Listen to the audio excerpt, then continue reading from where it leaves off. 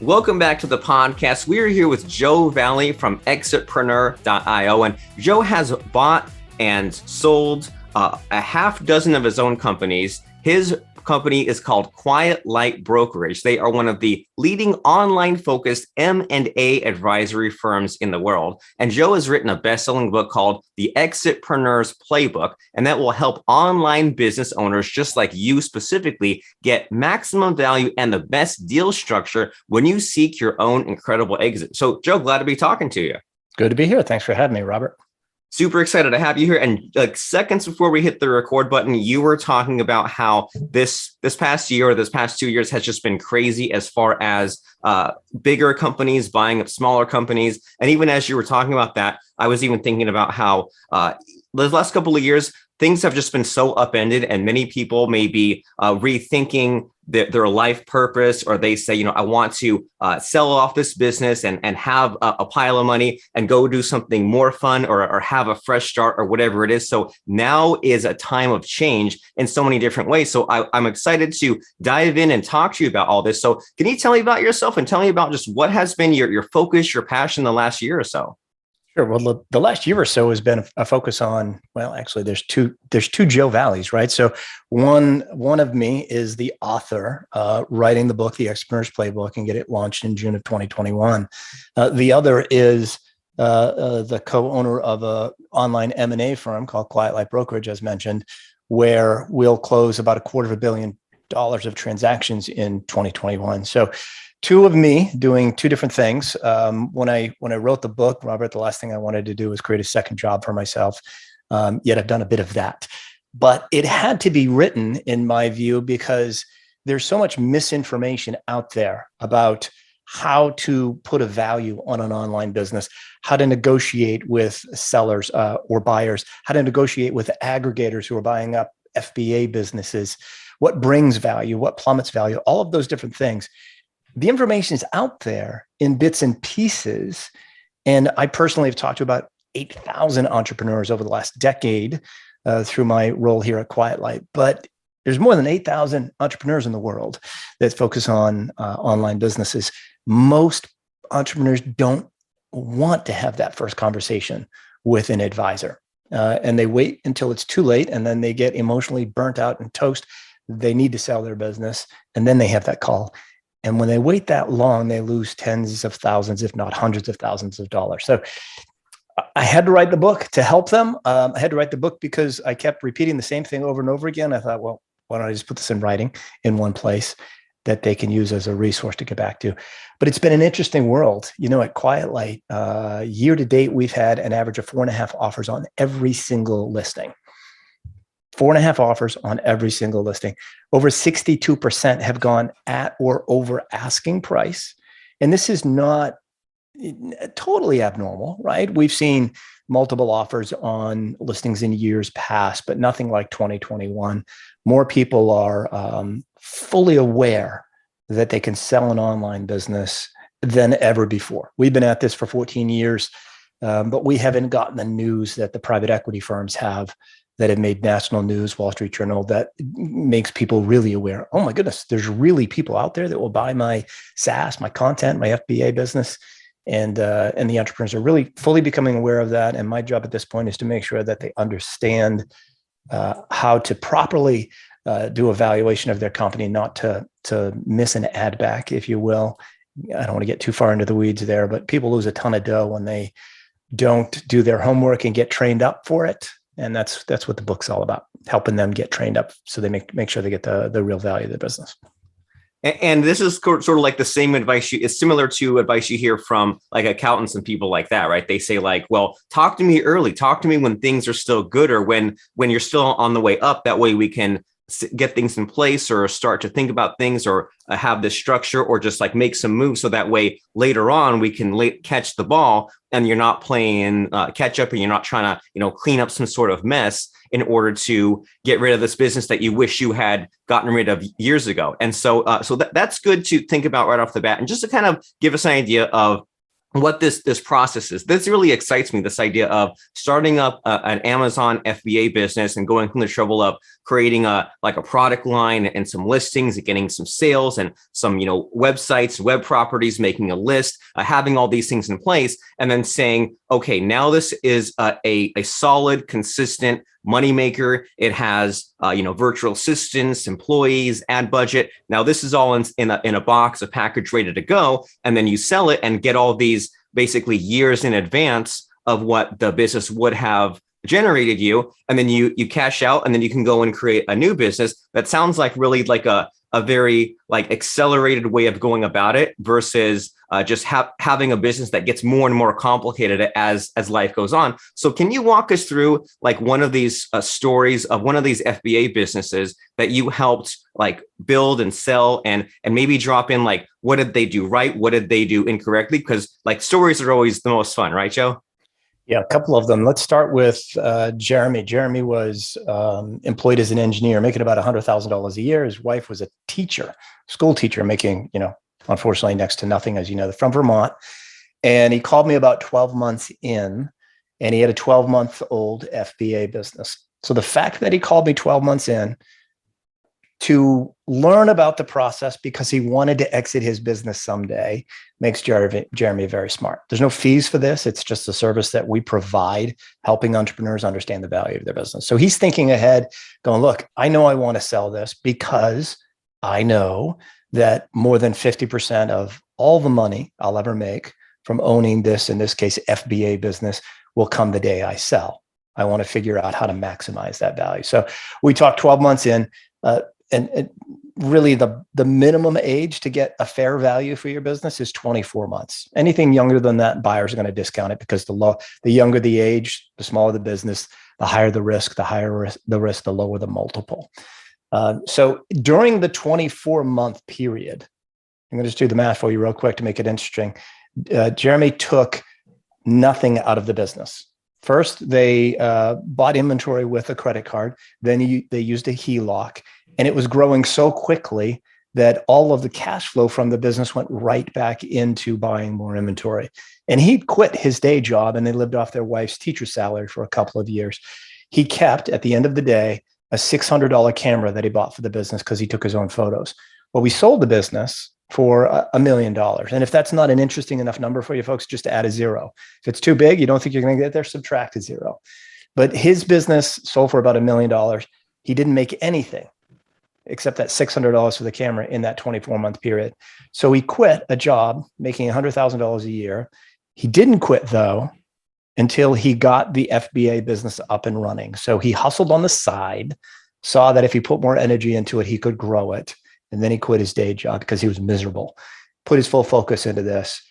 24 months, $1 million, minus the broker fee, which was about 10%, minus taxes. He ended up making about $300,000, $400,000 a year, 3 times as much, 4 times as much than his day job. He worked part-time. He stayed home with his son, who was just born. They could have sent the son off to daycare, but his job was to stay at home and work, and got to spend time with his son while running a business part-time as well. And then at the end of the day, he had plenty of money to do it again if he chose to. And in his case, he did, because he was a young guy, he's 34 years old. And he chose to do it again. So the next time that he started this, his second FBA business, Robert, he wasn't as bootstrapped, right? It wasn't a side hustle anymore. It was his sole focus. And this time he's in process. He's 3 years in to his second FBA business. He got to much bigger numbers faster because he's smarter, didn't make the same mistakes. He's better funded. And he's looking at about, right now, projected out in another 12 months, he'll get about $7.5 million exit. And that really gets to be life-changing numbers. So he's what I would call an EXITpreneur. And that's an entrepreneur who decides to sell their business and businesses because they know most of the money comes from the day that they do sell. Now, if we switch over to Joe, Joe's a cool guy. And I'm not talking about myself, although I tell my kids I'm hip and cool, but they don't believe me. Joe became a father the day after he was 17 years old. Didn't do that on purpose, of course. His girlfriend did all of his homework because he worked 80 hours a week just trying to pay for things. managed to graduate from high school. At one point in his life, he had to go to rehab for drug abuse. At one point in his life, he was pretty much, bankrupt. He had no money whatsoever, sold everything, and moved south from the north and ended up launching an FBA business. And by the way, we don't do all FBA businesses. It's SaaS and content. Probably 50% are e-commerce now. And FBA is the biggest percentage of that just because of the nature of the times that we're in. But Joe came to me about 12 months in and wanted to sell his business for a couple of $1 million. And, I had to, run through the whole valuation process with him and let him know how close or how far he was from that goal. And so that goal is important. Number one, everybody listening, if you ever want to sell your business, the first thing you do is to set a goal. I want you to write down how much you want to sell it for, when you want to sell it, and how you want to feel when you sell it. So Joe had a goal of wanting to sell his business for $2 million. And I think it was like Q1 of 2020. And when he sold it, he said, I want to feel unburdened because I have a lot of debt and I want to move south and buy my parents' house that they're planning to sell for $60,000 on a canal in Florida. And he wants enough money set aside to spend time with his family and do it again next time. The reality was, though, that after the full valuation was done on his business, is that Joe's goal could not be accomplished. He called me, unfortunately, too late to exit for that $2 million valuation in Q1 of 2020. It was too late. Wasn't going to happen because he didn't pull certain levers. He waited until the business was trending down, was emotionally tired, and wanted to sell the business then. It was trending down, so that brought down the multiple, Robert, right? There's more risk if a business is declining than if it's increasing. And there were other factors in there with competitors, and Joe wasn't doing much advertising. His total advertising budget was about 3% of his total revenue. If anybody's out there that owns an online business, no matter what kind, you know that typically you're spending 8 to 15% in advertising costs, depending upon the platform that you're using, of course, as well. But he's spending about 3%. He's not very good at it. Well, he doubled down after this, doubled down on the business, really focused on pulling the right levers of the business. And most importantly, got his financials in order. He was also doing cash accounting. You've got to be doing accrual accounting in order to get to the true value of your business and really have somebody understand how to do a proper add back schedule. An add back, Robert, is, if a single owner operator of a business is, their net income says 0, but they're taking a $200,000 salary for themselves, the business isn't worth 0. It's not worth a multiple of that net income. You'd add back that owner benefit, that salary. You'd add back your car that you write off through the business, or your meals and entertainment that you write off through the business, or sometimes one-time expenses like a trademark, patent, utility, things of that nature. Even a website redesign could be an add back. If you only do it every 3 years, it's at the very least a partial add back. And cash back money. Joe didn't have a whole lot of cash back money because he wasn't using cash back credit cards. But if you spend $100,000 a month in advertising and you get 2% cash backs, $2,000, that's $24,000 a year. That's an owner benefit. Most people slide that over to their personal account. He wasn't doing that either. So we talked about all these different things that he could do and should do. And he doubled down. As he said, we interviewed him afterwards for our podcast. And he said, well, Joe, you stomped on my heart. Let me know that it wasn't going to happen, but invigorated me to, really focus on the goal so I could achieve my goals. Well, he did all of that. And then the pandemic hit, which strangely enough, in his particular business helped.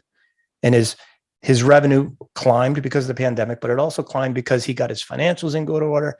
He was able to order more inventory to make sure he didn't run out, all sorts of different levers that he pulled on the business. Ultimately, at the end of the day, in Q1 of 2021, a year later, Joe sold that business for $3 million. Big difference because that's the ideal time frame. It was about a year in advance that he figured out what he had to do to fix the business, got really motivated with new goals because now he understood where he was. The problem with his first set of goals, he set them, but he didn't understand how the current value of his business. Right. So if you're going to set an exit goal in dollars, you need to know what the current value is so you know how close or how far you are from that. But those two particular stories are just a couple of examples of people that, had conversations and did it the right way. They did it in advance. Unfortunately, most of the conversations that I have or my team has result in someone not able to sell their business, or that they don't list their business because it's not worth what they're hoping it's worth. Too many times, unfortunately, because they didn't set goals. They have no idea what it's worth. And they wake up someday and decide to sell their business instead of getting training on how to sell their business. The training is the most important part. Nobody wants to do it. They hate the idea of planning. It sucks, right? I've never written a business plan myself. So I feel you. And I'm an entrepreneur. I've built, bought, and sold a half a dozen of my own companies. I joined Quiet Light after selling my own e-commerce business in 2010. So I've been there. I've done that. I feel your pain, and I'm not great at planning myself, but I know the value in it because I've seen the difference in the value of people's businesses by hundreds of thousands, if not millions of dollars. Let's talk bigger numbers. I was at a fireside chat, if you will. I was literally at an event out in Palm Springs a month ago.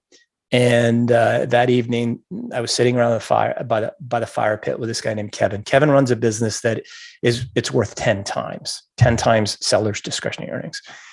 He had an offer on his business that was direct, and we're just chatting. He knew what I did, and I was there just to help people. And we started talking about ad backs. Kevin gets about $600,000 a month in cash back money because he does something called credit card stacking, right? Like an Amex only allows you to get up to, they spend $150 and get 1%, get 4 times back. But after that, it's 1%. So he'd find the cards and keep spending money and change the cards that he'd do the purchases with that would result in $600,000 in cash back.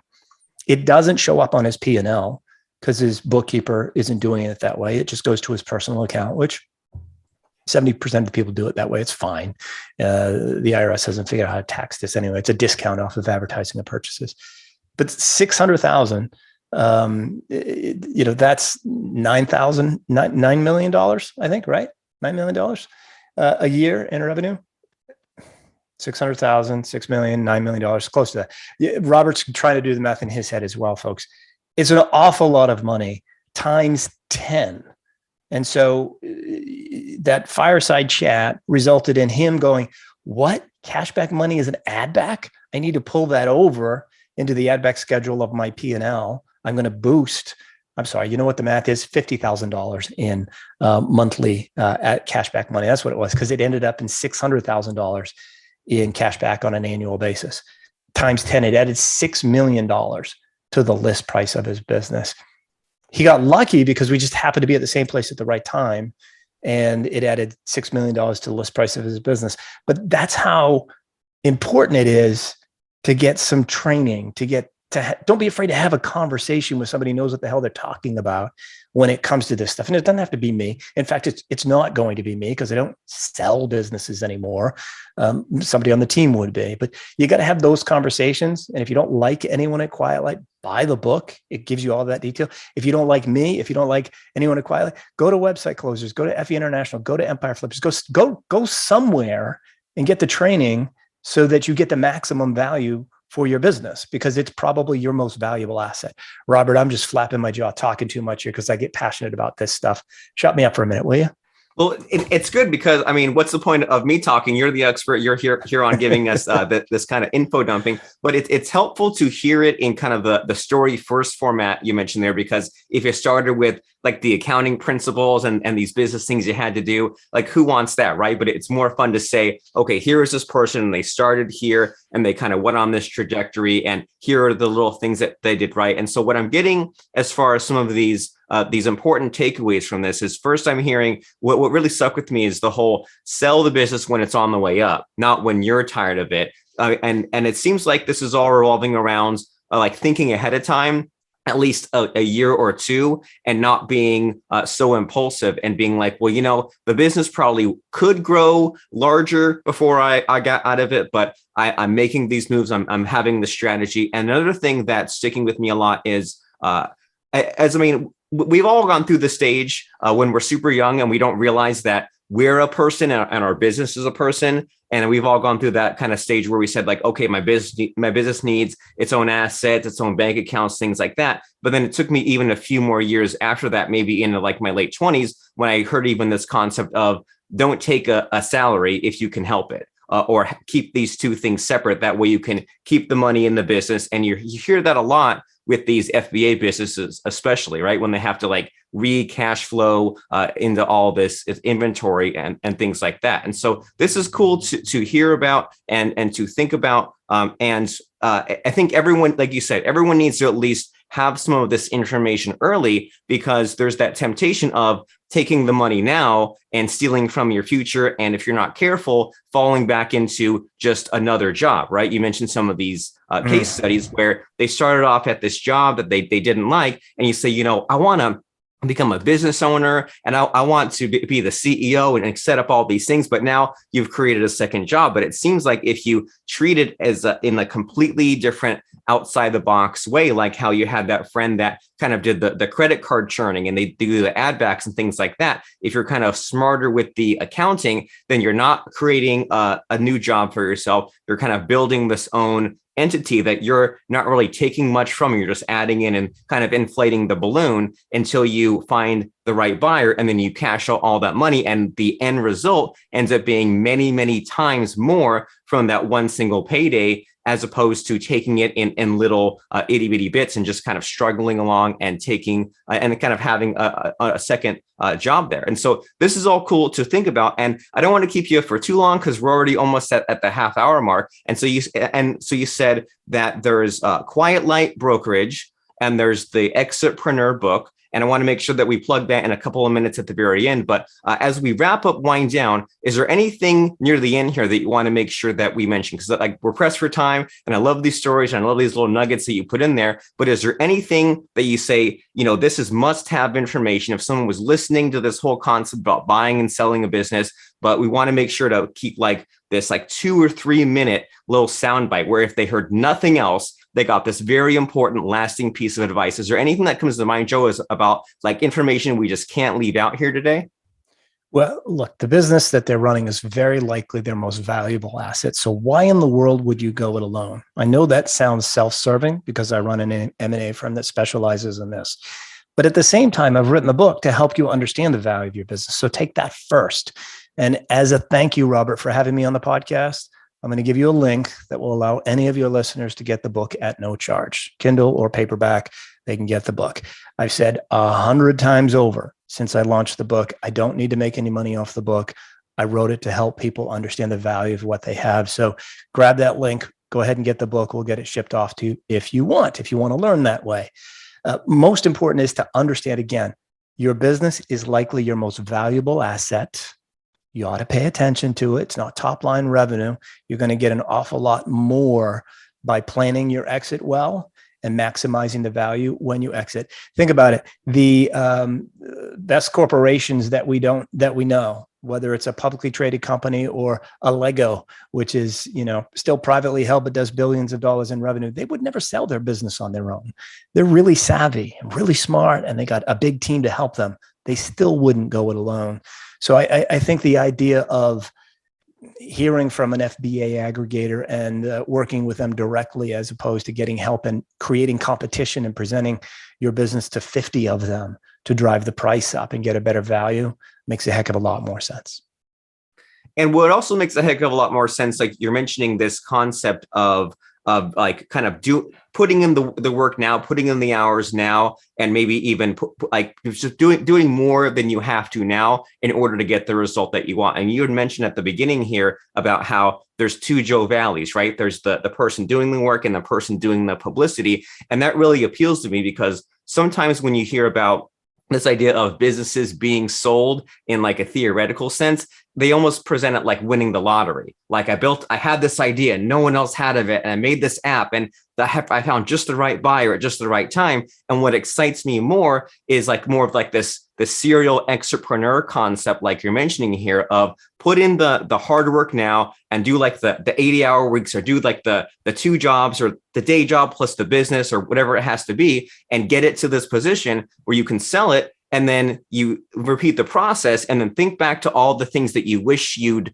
known and done when you weren't bootstrapped, and go and repeat it and repeat it. I mean, that sounds like a lot of fun, because I mean, if you wanted to just do the bare minimum amount of work, why didn't you stick with a 9-to-5 day job, right? The whole point of being an entrepreneur, business owner, is to kind of play with time and play with money, and be able to put in more time, or leverage that time, or get more money than you would from just like a career where you said, well, I'm a mechanical engineer, and maybe I'll get this position here, and maybe I'll get this lifetime value. But as being a business owner, entrepreneur, you can kind of play around with the system, and there is a little bit of chance involved, but a heck of a lot of like strategy and giving yourself more luck. So this is such a cool concept. And so you said, Joe, that there is a way to get this book for free. And is that a link we can drop here, or is that something for the show notes later? I haven't created it yet, so I'm going to create it and send it to you, and you can put it in the show notes. And anybody that wants to get a free copy of the book, and it's a real book. Look, it's 300 pages. It's not a pamphlet. It's not a booklet. It's a real book that will walk you through the entire process of understanding the value of what you have. And it'll get you 80% of the way to being able to sell your business on your own. The problem is creating a competitive environment with lots of buyers are bidding for your business. That's the challenge part for you. It kind of gets you a brown belt or a blue belt in karate or taekwondo, but you're not a multi-level black belt. So I do love what you said there about being a serial EXITpreneur, because that is truly the course. The fact of the matter is that true wealth is built by selling a business, not by building it and operating it on a daily basis. And as entrepreneurs, we all get sick of the daily grind, even when we're just running our own business. And the best way to get beyond that is to plan your exit well, take some time off, and then move on to your next adventure with more money in the bank and a lot smarter, because you've been through it once before. Well, fantastic. I don't know if it's an accurate statistic, but I heard once that 95% of all the wealth was generated just by selling the businesses, as opposed to, like you were saying, sell it instead of build it and operate it, because that's a lot of work. That's a lot of hours. That's like slow going. And with you always hear about like the economy goes up and down, or even like specific industries, or I mean, how fast paced is the internet? Who wants to go through all of that? If you can just have something that works and then sell it off to someone bigger, that seems like a fantastic place to be. And so EXITpreneur.io is the website. And then how do we find Quiet Light Brokerage? Just quietlight.com. And there's a free valuation form there. You can connect with any of our advisors. They'll reach out. If you fill out the form, they'll reach out to you and go through what I went through back in 2010 when I sold my company through Quiet Light, which is an initial discovery call, then a review of your P&Ls, firming up your discretionary earnings, and letting you know how close or how far you are from your exit goals. And then the decision's up to you on what you want to do. Either you're ready, your business value is there, and you want to move forward, or you got another year to go, and the advisor will give you some advice on how to improve the value of your business over that next 12 months so that you can hit or overachieve your exit goals. Well, fantastic. And just what comes to mind as far as all of the advice you've been giving today is it doesn't hurt to be educated. And especially if people out there listening to the podcast, if you want to sell your business eventually, and you want to have this conversation with Quiet Light eventually, then get the EXITpreneur book and read the book. That way you'll be speaking the same language. That way you'll kind of be going in there already armed with some information. And that way you can avoid some of these worst case scenarios we've been mentioning here, Joe, of selling the business in a panic, or less than you want, or when you're sick of it, and when it's on the way down. Avoid all that stuff. Get the EXITpreneur book, and then talk to Quiet Light, quietlight.com, to take those next steps. And as you can tell from our podcast interview today, this might be a subject that is kind of a little on the dull side at first. But then once you get into the stories, the possibilities, the things that you can accomplish when you sell your business, and then have the freedom to to pay off this house or buy this other house or relocate or pursue that dream. That seems to be kind of more of the exciting carrot that you're chasing. So that way you can do a little bit of this hard work. So EXITpreneur.io, get the book, and we'll have the link in the show notes to get it for free. And then quietlight.com. And thanks, Joe, for stopping by. I really appreciate you. Thank you, Robert. I appreciate it.